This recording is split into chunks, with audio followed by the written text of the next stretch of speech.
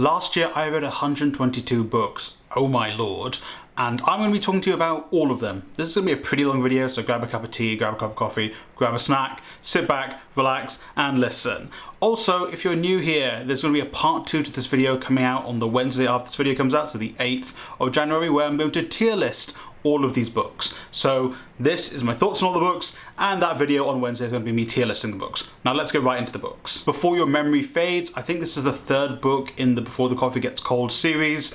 Really enjoyed this book.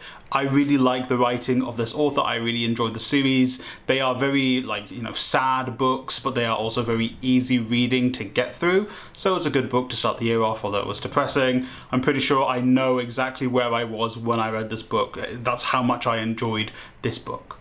The second book is When Dimple Met Rishi. I'm pretty sure I made a video on this at the beginning of last year. Not for me. I'm not the target audience.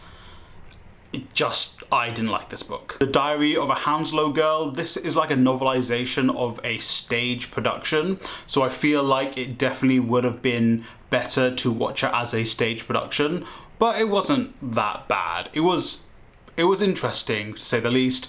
I do think the stage production probably would have been a better viewing or at least consumption experience of this. Voices from the West Bank, a collection of writings from various people from the West Bank and Gaza, obviously extremely important, and especially this was a book that was recently published around the start of Israel's bombardment of Palestine. Crime and Punishment by Dostoevsky. I made another video where I said this is a book I'm surprised I really enjoyed. Very long book. I generally am not great at reading classics, but the fact I got through this, I was very proud of myself for that. And I actually enjoyed the book itself. It was a good read. I'm pretty sure mine was I think it was the Penguin or the Wandsworth version. I don't know if the translations may be slightly different. 10 Myths About Israel by Ilan Pappé. Very good book, very important book, I believe, especially if you're someone who is pro-Palestine and you're trying to counteract these pro-Israel false narratives that they kind of throw at you in various spaces. This is actually a book where it talks about and breaks these down. Circe by Madeline Miller.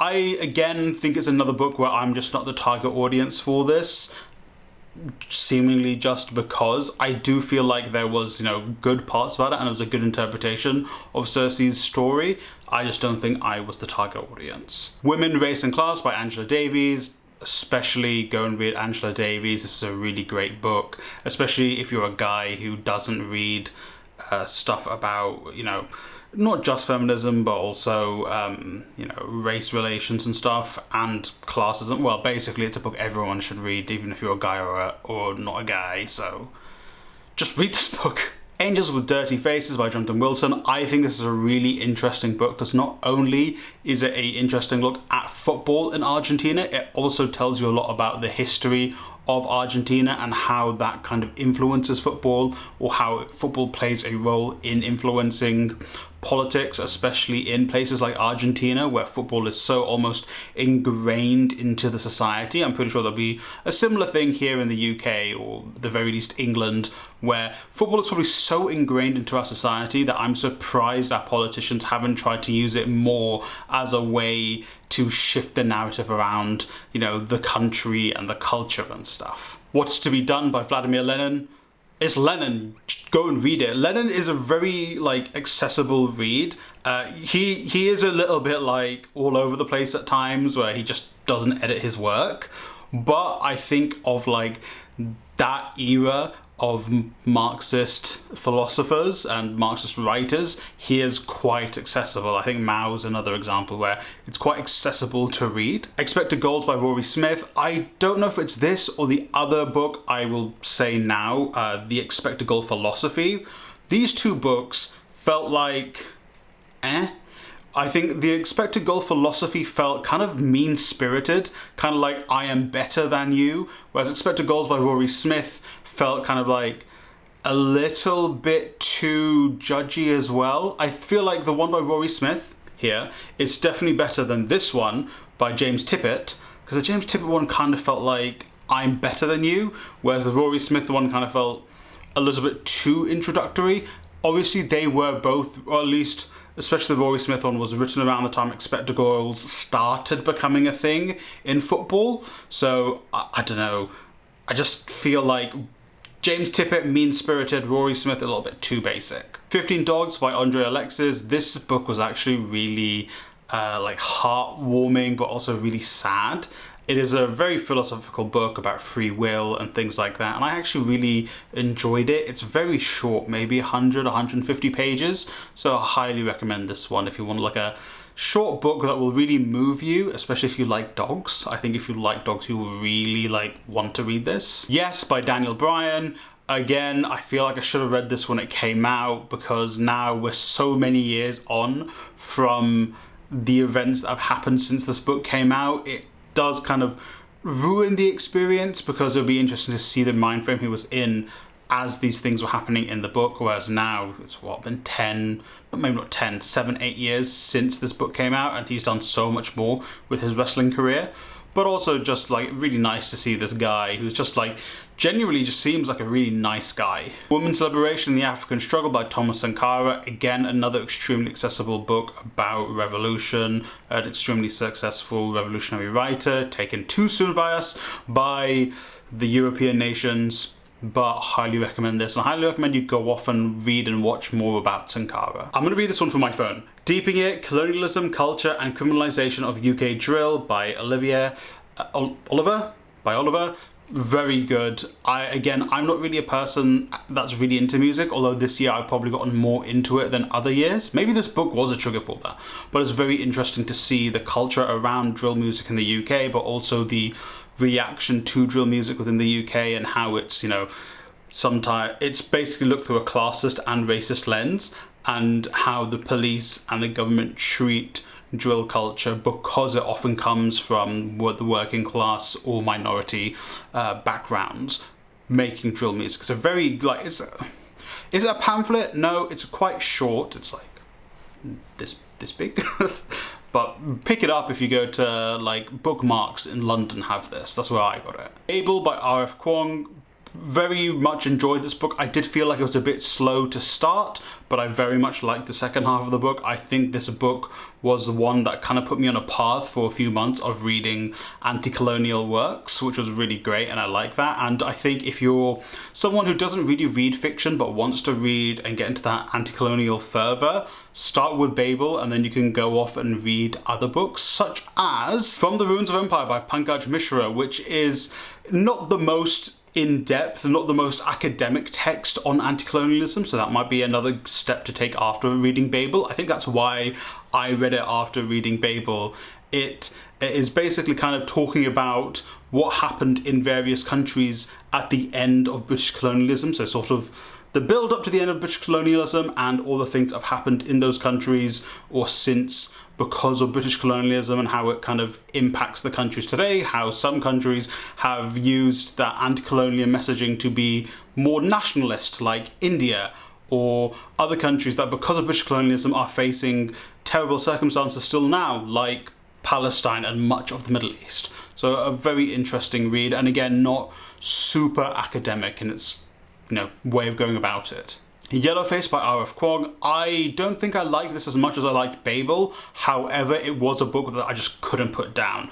I think I read it in maybe 1 or 2 sittings. I was just like, what? And I just kept going through it, and I'm pretty sure someone actually pulled a Yellowface in real life when it came to publishing a book this year. I'm not 100% sure, but I feel like that's the truth. The Last Mughal by William Dalrymple, our favourite white boy. I made another video where I spoke about this. This inspired me to go off and read a lot of Dalrymple's other books. Oh, I missed one. Lost Islamic History. This was actually a very interesting book to read about Islamic history, and especially like the politics behind that history and how the different schisms in Islam basically formed. I feel like it is Islamic history that gets overlooked unless you're actually studying it. So kind of like the actual political machinations of what happened when the religion was formed, and kind of why it's in its current state, stuff like Wahhabism, the growth of that, you know, the growing separation between like Sunni, well, more so Wahhabi Islam and then Shia Islam, like Iran, the political machinations with just Iran as a country and Saudi Arabia as a country and the United States' influence and all that kind of stuff. super interesting. And then also, even more interesting, the early political divides and history in Islam and how it spread. Tribute to Ghalib by Raza, very interesting analysis of Ghalib's writings, also with translations, or I don't think it's not a transliteration, it's a translation. So, you know, if you're like me and your Urdu is very bad, the translations are still very good, but you're not going to get the exact like meat of it. So if you can speak Urdu as well, I think it's going to be even better. Black Against Empire by Joshua Bloom, one of the best books I read last year. Really great, very good history look at the Black Panthers, unbiased, looking at all the sides of the argument, looking at the various factions within the Black Panthers, looking at the kind of United States' machinations in regards to the Black Panthers. Very, very good read. The Rebel Silhouette by Faiz Ahmed Faiz. Faiz Ahmed Faiz is a like well-known Urdu poet. This came with, I think, transliterations and translations of the poems, so very good for someone like me. And you know, if you are interested in poetry or Urdu poetry, pick this up. Here by Varis Shah. This is a translation of an epic Punjabi poem. So, you know, if you're interested in that, if you are from kind of like Punjab or India and Pakistan, you've kind of probably heard this story anyway, but it's nice to actually own it. The Riches of the Earth by Frantz Fanon. What can I say? Absolute cinema. It's a must read. Like, genuinely everyone in the world should read this book. It is Frantz Fanon's like magnus opum, according to many. So, Palestinian Walks by Raja Shahada. I've banged on about this book several times in 2024. Go and read this. It will infuriate you and motivate you. Final Fantasy VII Remake, Traces of Two Pasts. Tifa. I think I was actually really burnt out at this point where I read this book, and I read this and I'm like, Tifa! And I started reading more again, so, you know, Tifa. A Rebel's Guide to Walter Rodney, again, like a really short pamphlet I picked up on Walter Rodney from Bookmarks. If you want to know more about Walter Rodney himself and his writing, pick it up. Wuthering Heights by Emily Bronte. I wuthered those heights. Huh? Raja Shahada's Going Home. This is like the sequel to Palestinian Walks, where Shahada is again in Palestine talking about how it's been irreversibly changed by the illegal settlers, especially in the West Bank, and has made his homeland unrecognizable through their illegal colonization of the land. Okay, now, before we get into the most depressing time I've had reading last year, let me tell you, hey, if you like this video, if you're interested in, subscribe to the channel. I'm going to be making so many more book videos over the next year, and I feel like the channel's on a really good trajectory. So if you're here, you're new to the channel, remember to like and subscribe if you want to. If you're an existing viewer, thank you for being here, thank you for getting this far. Let's carry on. So, why is this a depressing time? Because this is when I decided I'm going to read all of Murakami's books, or as many as possible in like a month, maybe two, and make a video on it. This one, please go and watch this video. I'm gonna link it somewhere because I need it to do better. Okay, let's get into it now. Sputnik Sweetheart by Murakami. I'll be honest, I don't fully remember this one. I feel like even when I was reading this, I was like, why? Why are you writing like this? I'm pretty sure he treats women horribly in this book as well. And I was like, really? Really?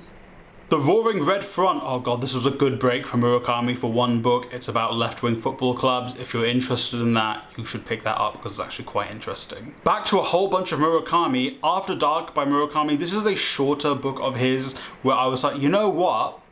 He doesn't treat women really bad. Okay, no, he does treat women badly in this book, but there's at least like a story, like a plot point to it.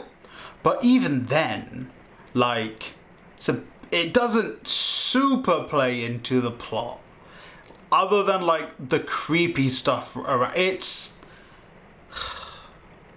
just ugh. Wind/Pinball. Listen, girl, I know it was his first novel, first two novel, I think Wind was the first one and Pinball came very shortly afterwards, and they're related. It definitely does give first novel vibes, but also like I feel like it just kind of went downhill from there, especially when it came to women. The State in a Capitalist Society with Ralph Miliband. Oh, how far the children have fallen from the tree. I meant apple, not children, because the children are the apples. A Wild Sheep Chase by Murakami. This is where I was really like, my brother in Christ, leave the women alone. I think this is part of his Rat trilogy, which is 4 books. This is when I was like, brother, why? The Elephant Vanishes by Haruki Murakami. This is okay because it's short stories. And when they're short stories, it means he has less chance to be horrible about women. Short History of Brexit. Thank you for giving me a break from Murakami. It was interesting. I feel like I should have... Maybe we'll go back and read it again just to refresh my memory on this one. Dance, Dance, Dance by Murakami. Murakami, leave the teen girls alone. Decolonial Marxism by Walter Rodney. This is actually one where I'm like, must read. Go and read this book. This was one of my must reads of last year for you to read. Killing Commandatore by Murakami. Leave the little girls alone, Murakami. I think he was less creepy in this book at the very least, but still, leave him alone. Hardball Wonderland and the End of the World. I think this one where he was slightly less creepy to women, but it was just kind of fine. It's like different narratives and jumping between time and the narratives and how they kind of eventually connect. So, you know, I feel like, again, it was a shorter one, so he had less time to be creepy about women. And his protagonist was actually a little bit different in this one compared to the other books. IQ 84 were wrapping all 3 books into one. Bloody hell, this was like a slog. I had the big edition of this because I bought it when I was 18 and edgy, and I was like, what the frick is this? Leave the teen girl alone, Murakami. Oh my god, I can't. This was just like, I feel like if I didn't have this channel, reading that book, 3 books, 1 book, whatever, reading that would have maybe killed my reading for the year. I genuinely would have been like, you know what, I'm done. I don't need to read anymore this year. Genuinely. Before we say goodbye, the 4th book in the Coffee Gets Cold series. Hey, a male Japanese author who doesn't hate women and writes women characters quite well. White Nights by Dostoevsky. I just blitzed through this on a flight. I enjoyed it. I left it in the hotel for someone to take. I think I went back to that hotel 2 weeks later on my round trip there. I think someone actually picked it up, so I hope the person who picked it up after I left it in the hotel bookshelf enjoyed it. Novelist as a Vocation by Murakami. I promise this is the last Murakami, I hope. This is slightly better because he's not, you know, talking about women. He does talk about his criticism in this book, and hey, I am a critic of his. I'm not the biggest fan of his work, so hey. But I did feel like this was better than his actual, like, novels. So, and he's a decent non-fiction writer. Like, he is engaging enough as a non-fiction writer for me to have gotten through this. So, hey, dude, write more books like this and less about the teenage girls. Far from the Madding Crowd, you could say that was madding, huh? Huh? Nah, it was messy, I liked it. I didn't mind it, it was quite messy. Beyond the Boundary by C.L.R. James. Oh, cricket, colonialism. Oof. Oh, that's my shit. In Soccer, A Guide to Coaching, I got into football coaching. I did a little bit of football coaching. I turned down a job football coaching a women's team because I couldn't afford to take the job. It was too expensive for me to travel there and back for no pay, which is normal in football in the UK. I'm not putting the team on blast.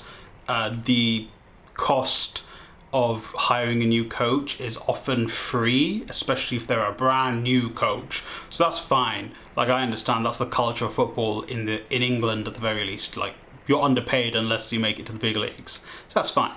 Like, I would never put that team on blast. They're doing great work, and part of me regrets not taking the job. Part of me is like, oh, it just wasn't meant to be. Zonal Marking, the making of modern European football, a whole book about different football tactics and how it was shaped by different countries and different eras. Yeah! That is the most like, oh my god, I'm a football nerd book I think I read. I'm pretty sure it's this. It's there, isn't it? Yeah, there you go. Team Building, The Road to Success by Venus Michels. I'm pretty sure this is here as well. Again, I was reading this in the build-up to potentially taking that football job, which I eventually didn't take, which maybe I should have taken. I digress. Venus Michels was a fantastic manager, and also this book is actually really good just in general, not just for football.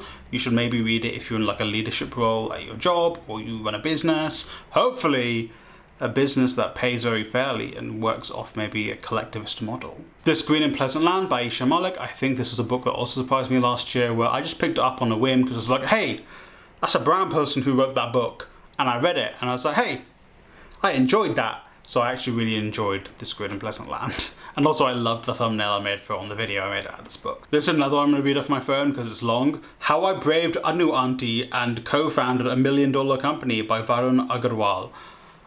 It was definitely something I probably would have enjoyed much more when I was 16 to 18. I'm pretty sure this is when I bought that book. I think I would have liked it a lot more then, but it's fine. Yeah, it was fine. The plays of Oscar Wilde. You could say, those were wild. Huh? It's Oscar Wilde, so it was decent, and it plays, and I'm used to reading plays because I studied plays. I did a little bit of playwriting in my younger years, so I understand it. And I did some play directing as well. I'm pretty sure I directed Frankenstein, or part of Frankenstein, and I can't remember the name of it, which is really bad. I think it was something that we actually wrote ourselves, and I directed it, and it was fine. I feel like it could have been better, but we didn't have much of a budget. But yeah, anyway, I digress. Plays. Emma by Jane Austen. You could say that was Emma. No, genuinely though, this was like super messy. I really liked this one.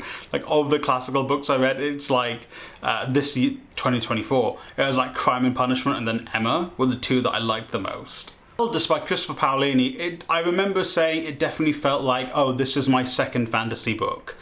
But it definitely got better towards the end. I think the beginning was quite slow, but it did feel like, oh, this is my second fantasy book. The Death of Vishnu by Manil Suri, actually quite interesting. I feel like some of the, how did I describe it? Like surreal parts of the book were really quite interesting, and then, you know, it jumps back and forward in time throughout the book. So yeah, actually a very interestingly written book. Another one I'm going to read from my phone, from Azim Daash's English Cricket's Struggle with Race and Class. I feel like it's a very interesting subject, a very important subject. I just didn't vibe with the author's style of writing. That just wasn't for me. Cultural Imperialism by Edward Said. You will read this book this year. The Dead Are Rising, The Life of Malcolm X. I'm pretty sure I spoke about this recently in a video as well. Fantastic, spectacular, brilliant. Go and read this. Arguably the best book I read in 2024. Bazinga by Christopher Paolini. I felt like this was the best book in the Aragon-focused books he's written. So, good job. The Israel Lobby. This is again a very important book. It is a little bit outdated. I think when it came out, this was all brand new information, but now this is information that is like easily and readily available, but still a very interesting read. I do feel like they are a little bit more of the mindset that Israel is what drives the US, whereas in my opinion it's the US that drives Israel, but it is also the money coming out of Israel through the US back into the US. It's like a Ponzi scheme in my opinion, but I still think it's a good read. Inheritance by Christopher Paolini. I felt like this was the weakest of the Aragon focused books. July 1914, Countdown to War. Pretty sure I've mentioned this in a video recently. Very good if you know someone who's a history buff and wants to know more about like World War I history. I'd Know Why the Caged Bird Sings by Maya Angelou. By God, this broke me. Maya Angelou, by God, this was... Goodness gracious me. The Anarchy by William Dalrymple. Our favourite white boy is back. Again, another fantastic book by William Dalrymple. Cannot recommend him enough. The Fork, the Witch and the Worm. It was like a collection of short stories by Christopher Paolini, which I think in turn turned into the next book by Paolini, at least one of the stories. It played a part in that, which was great. It was fine. It was a collection of short stories, so it was fine. A Gentle Reminder. I think I said this in the video before. I, as a person, am too jaded for books like this. That's more of a reflection on me than the book itself. A Wizard of Earthsea by Ursula K. Le Guin. Hey guys, have you heard of Earthsea? Hey, have you read... Hey, do you want to read Earthsea? You should read Earthsea. I'm gonna do that at least 3 more times, by the way, in this video. The Return of a King. Our favourite white king, William Dalrymple, is back. This one actually is about history in Afghanistan, so actually very interesting read if you don't know that. The Biggest Prison on Earth by Ilan Pape. Again, definitely go off and read this. Very, very important to know this sort of information if you are a pro-Palestinian or pro-Palestinian activist. Bloody Nasty People, The Rise of the Far Right. Interesting book, interesting premise, very good information about the BNP, especially if you're like me, who is a little bit too young for knowing or experiencing the BNP themselves firsthand, and kind of depressing that a lot of the things that the author talks about in this book about the BNP has just re-emerged in the UK and UK politics. Darfur, A New History of a Long War, very important book about Sudan. Go off and read this. It is a little bit expensive to pick up, but if you can pick it up for a decent price, go and pick up this book. It is a very difficult read, both as in how complex it is, how much information there is, and also just the subject matter. Black Marxism by Cedric J. Robinson. Again, if you're someone who is left-wing, if you're someone who says you're left-leaning, go off and read this book. I think is important. I feel like people have a weird perception about this book, saying it's like anti-Marxism. He never in this book says he doesn't like Karl Marx. He's just like, Karl Marx was a white dude in, you know, Europe in the 19th century. Like, of course he's not going to write in a way that would kind of address the issues that black people faced in the world. But also he doesn't say like Marx was horrible. But so yeah, go and read it. Make your own assumption, your own opinion, because you're going to read it. Murtagh by Christopher Paolini. I believe this is the best book he's written, set in Alagasia, the best book in that Aragon inheritance universe. In my opinion, it's the best one. The Tombs of Atawan by Ursula K. Le Guin. Hey, have you read Earthsea? Hey, you should read Earthsea. Hey, you've read Earthsea? You should read Earthsea. Rage of Dragon by Evan Winters. My viewers told me about this book. My viewers were like, go off and read this book, because I said I want to read more fantasy with dragons. It did not disappoint. There's dragons, it discusses colonialism, it discusses classism, and it's not set in medieval Europe. It's not set in a clone of medieval Europe. Incredible! So I accidentally skipped a book, Richard Osman's We Solve Murders. I didn't like it as much as his Thursday Murder Club books. It was too grand scale for me. SS and Philosophy by Mao. The Farthest Shore by Ursula K. Le Guin. Hey, have you read Earthsea? Oh, wait, you've not read Earthsea? You should read Earthsea. Hey, you should read Earthsea. Jurassic Park, my long and short is, this book would not have made a great movie, but the movie would not have made a great book. They are both very good, but both very separate stories that have some overlap. So the book is a great book, the movie is a great movie. They're fine being kept separate. The Book Thief 1, this is when I started doing the I'm going to read like 35 books in 2 months and try and finish all of my back catalogue that I had. But also, this book broke me. This is another book where I was like, why? What? I'm crying in the club right now. And also, I believe the inspiration, or one of the inspirations behind the series books that young men need to read to, you know, counteract like fascism grabbing a hold of the young men in our society. It's this and Earthsea. Hey, have you read Playing It My Way by Sachin Tendulkar? You know what? Surprisingly charming. You know, it just feels like a nice guy. The Tragedy of White Injustice by Marcus Garvey. Honestly, I need to be more like Marcus Garvey, because oh my god, that first poem, The Tragedy of White Injustice. Woof. Woof. W.E.B. Du Bois? I'm not sure if I'm saying that right. Dark Water. Very interesting read, very interesting book. Surprised how much I'm aligning with Du Bois in much of his analysis, which came, what, almost 100 years ago? So really, really great read. And yeah, very influential. I think arguably the father of sociology, like the study of it. So incredible. Sixth Machine by Chris Gale. I've said this before, this just feels like Chris Gale being Chris Gale, and that's great.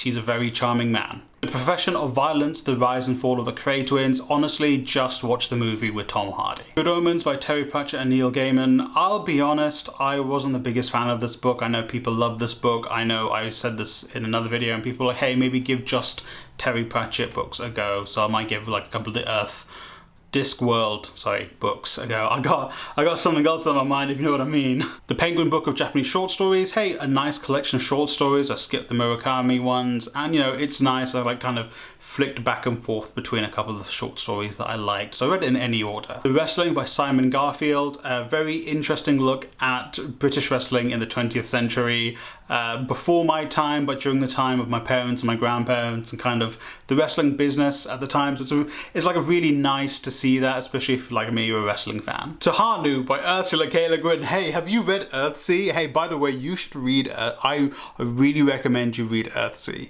But also, this was the best one in my opinion. This was the best of the original quartet of Earthsea books, the ones that I've read. Philosophical Trends in the Feminist Movement by Gandhi. Very interesting, very important read. You can also get it for free as an audiobook on Spotify, Apple Podcasts, or from Phone Language Press. Insurgent Empire by Gopal. Again, very interesting read, very important read, especially if, like me, you knew a lot about like sort of Indian resistance to the British Empire, but there's a lot of stuff I didn't know of, like the Caribbean and African resistance to the British Empire, that is mentioned in this book. A Brief History of Seven Killings by Marlon James. I understand why this book won the Man Booker Prize. Just an accomplishment, weaving all of those characters, all of those threads into one coherent story. Incredible. A little bit long for me, but like doing all of that, just mind-blowing work. Color Bar by Susan Williams, just incredible. This is like the stuff they make movies out of. Oh wait, they did make a movie out of this, because it's crazy. South Africa and the British tried to stop these people getting married because of apartheid and uranium. Wow. Wars and Rebels, The Rise and Fall of the Sikh Empire. Very interesting, very good read. A book that I didn't know a lot of the history of the Sikh Empire in India. It's actually a part of my Indian history knowledge that had a gap, and this filled that gap. Obviously, it's a lot of brand new information for me, so it was a difficult read. But maybe if you're someone who's already interested in Indian history, and specifically like Sikh history in India, this would actually be a very, very good read. A Thief in the House of Memories. It was fine, it was a kid's book. I just needed something like to just blitz through because I've been reading such heavy books in the build up to this. But also like casual racism wasn't great. The Future of Palestinian Refugees by Michael Dumper. This is a book which I felt like has a lot of stats and facts and figures, so you don't need to read it front to back, but you can read it to reference kind of ideas and sources. Palestine Online. Like I said when I made a video on this book, I read the version of this that was someone's thesis. An actual book of this thesis has come out, so go and read that. Witness in Palestine, absolutely must read. You must read this book. Written nearly or more than like around 20 years ago, and still just heartbreaking, heart-wrenching. Obviously we see reports of how people suffer in the world, but when you read it yourself, when you read the interviews yourself, like first-hand interviews, it is even more heartbreaking than just seeing it on the news. The Massacre of Mankind by Stephen Baxter. Just leave H.G. Wells alone. He was probably racist, but just leave the books alone. Tinker Tailor Soldier Spy by John le Carre. I know why people like this book. I genuinely understand it, but it just was not for me.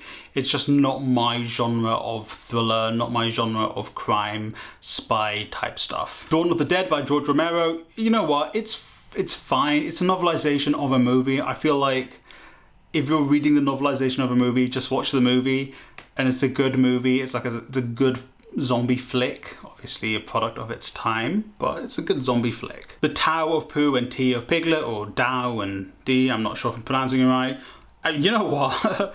Like, if you want to get into like learning about Taoism and tea, it's like quite interesting of a read. It's like a nice accessible way of getting a foot into the door, and it's cute, you know, Winnie the Pooh and stuff. Obviously, I think I made the anecdote in my TBR when I mentioned this book. I picked up this book because I was seeing someone who really liked Winnie the Pooh, and then broke up with him, and so never read the book. And then I read it, and it's actually really sweet, like a really interesting way of learning about Taoism. Another one I'm going to read from my phone.